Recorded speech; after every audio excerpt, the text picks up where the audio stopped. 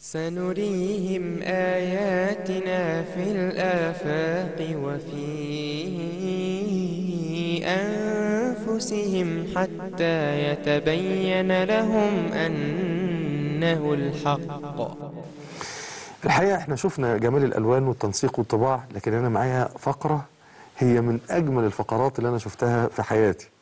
الحقيقة بتبين جمال الطباع، جمال الأمومة.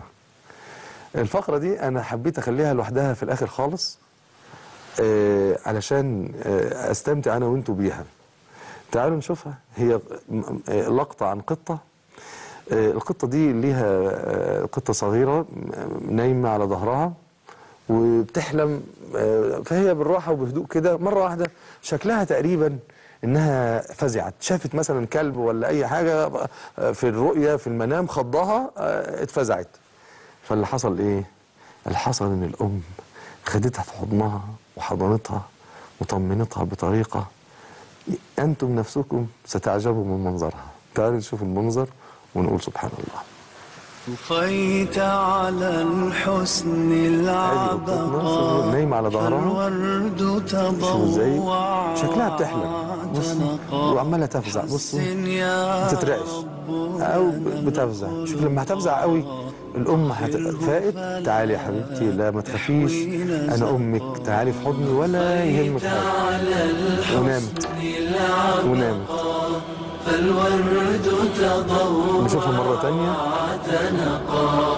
حسن يا رب لنا الخلقا، طهره فلا يحوي نزقا، واجعله يقلد في صبر للهادي في حسن خلقا.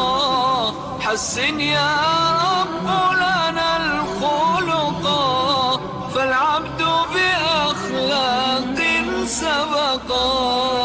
طفيت على الحسن العبقا، فالورد تضوع واعتنقا. حسن يا رب لنا الخلقا، طهره فلا يحوي نزقا. سبحان الله، سبحان من وضع في كل قلب حبه وحنينه ورحمته، حتى تروا هذه الأمومة الحانية اللطيفة في قلب قطة قد نراها في الطريق، ممكن ما نشعرش بيها أو حد يأذيها أو يضربها. شوفوا الحنية واللطف، وشوفوا إحساسها ببنتها، وشوفوا أخذها في حضنها. سبحان الله. إن الله خلق الرحمة 100 جزء، أنزل جزءا منها واحدا في الأرض تتراحم به الخلائق، فبه يتعاطفون وبه يتراحمون، حتى أن الدابة لا ترفع حافرها عن ولدها خشية أن تصيبه. وأيضا تأخذ ابنها في حضنها علشان تنيمه بالليل وتقيه شر الأحلام والكوابيس.